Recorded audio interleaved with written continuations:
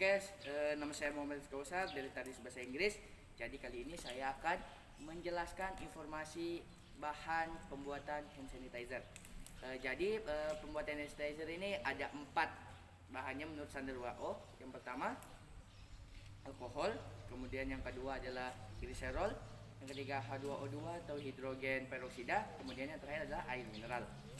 Sedangkan menurut Dr. Wega Trisunaryanti, peneliti sekaligus dosen kimia di UGM, beliau menyatakan bahwa pembuatan hand sanitizer ini sebaiknya tidak menggunakan H2O2 karena sifatnya korosif dan bahan ini sangat susah didapatkan di apotek.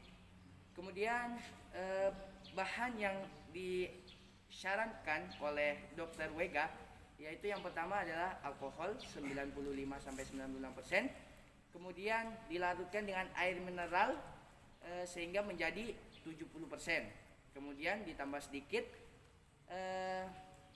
gliserol 1,42%. Oke, setelah ini teman saya akan menjelaskan cara bijak dalam penggunaan hand sanitizer. Hai teman-teman, jadi perkenalkan saya Sadrila Masagala. Jadi di sini saya mau membagi informasi kepada teman-teman bagaimana sih cara menggunakan hand sanitizer secara bijak, baik dan benar untuk menangani penyebaran COVID-19 ini.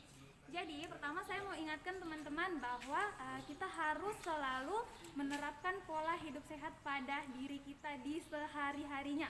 Seperti misalnya rajin mandi, terus rajin olahraga, terus makan makanan yang bergizi, makan buah-buahan yang mengandung banyak vitamin itu, karena itu semua bisa mencegah terinfeksinya tubuh kita pada COVID-19. Namun di sini poin utama yang akan saya jelaskan adalah cara membersihkan tangan kita menggunakan hand sanitizer ini. Jadi pada dasarnya di kehidupan sehari-hari kita itu sebenarnya cara terbaik membersihkan tangan itu adalah dengan menggunakan sabun, lalu membilas tangan kita dengan air yang mengalir. Tapi kan kita nggak bisa pungkiri teman-teman bahwa setiap hari kita tuh kegiatan kita itu stay di rumah aja gitu.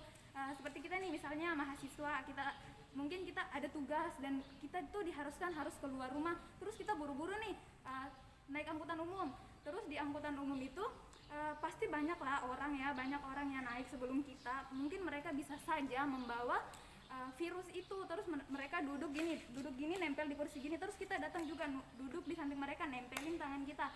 Secara kita tidak sadari virus itu akan terkontaminasi oleh tangan kita. Dalam angkutan umum kan itu nggak ada tuh wadah yang nyiapin pencucian tangan kita menggunakan air. Jadi di sini peran hand sanitizer ini sangat penting. Jadi kita tinggal semprot gini, set, terus kita usap deh. Jadi kumannya mati. Kemudian tempat yang sering nggak ada wadah pencucian tangan gitu di ATM. Ini misalnya kita buru-buru nih, mau pergi narik deh, uang aku habis, buru-buru, terus kita langsung datang aja, langsung sambar nih pintu buka, sementara kita nggak sadar bahwa orang sebelumnya itu udah pegang pintunya, mungkin dia membawa COVID, kita nggak sadar, otomatis tangan kita terkontaminasi lagi dong. Jadi kita tinggal mengeluarkan hand sanitizer ini dan semprot lagi, set, terus usap deh, udah kan? Jadi ini sangat simpel untuk dibawa. Jadi teman-teman, jika teman-teman mau keluar itu harus selalu membawa hand sanitizer ini. Kemudian yang saya mau bagi informasi juga bahwa hand sanitizer ini kita tidak dianjurkan untuk sering menggunakannya. Karena kenapa? Karena dalam hand sanitizer ini seperti yang dijelaskan oleh teman saya sebelumnya, kandungan yang ada dalam campuran hand sanitizer ini itu ada alkohol sama H2O2, itu bahannya agak keras gitu guys. Jadi kalau kita menggunakan secara sering di tangan kita, itu bisa mengakibatkan tangan kita kering, terus bisa kita iritasi atau alergi. Jadi sebaiknya jangan keseringan menggunakan hand sanitizer ini. Kemudian hand sanitizer ini juga kita tidak dianjurkan menggunakannya di dalam rumah. Karena kenapa? Sama tadi, karena itu dalam hand sanitizer ini mengandung bahan yang mudah terbakar, itu yang sifatnya mudah terbakar seperti tadi alkohol sama H2O. Misalnya, jadi kan teman-teman misalnya mau makan buru-buru lapar banget, terus buru-buru mau makan malas cuci tangan deh, lama banget nunggu lap-lap lagi, pakai hand sanitizer aja deh. Itu sebaiknya dihindari, sebaiknya teman-teman harus mencuci tangan, karena jika teman-teman menggunakan ini terus di samping teman-teman itu ada benda-benda yang sifatnya mudah membakar, itu kalau kita dekatkan dengan hand sanitizer ini itu bisa mengakibatkan menimbulkan bahaya yang lainnya, seperti yang ada di video-video YouTube yang sebelumnya saya pernah nonton. Itu kita nggak dianjurkan banget untuk menggunakan ini di rumah. Jadi teman-teman, kalau teman-teman berada di lingkup rumah itu sebaiknya mencuci tangan saja menggunakan sabun, karena itu juga akan lebih baik untuk kesehatan kita. Kemudian yang terakhir itu wadah hand sanitizer ini harus dijauhkan dari jangkauan anak-anak kecil yang masih belia banget, yang masih bahaya banget, atau adik teman-teman itu nggak boleh banget dekat sama ini.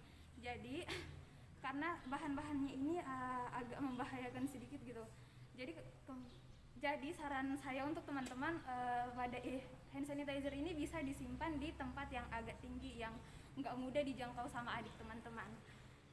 Jadi saya pikir itu saja informasi dari saya mengenai penggunaan hand sanitizer ini untuk menangani penyebaran COVID-19. Saya rasa sekian, thank you.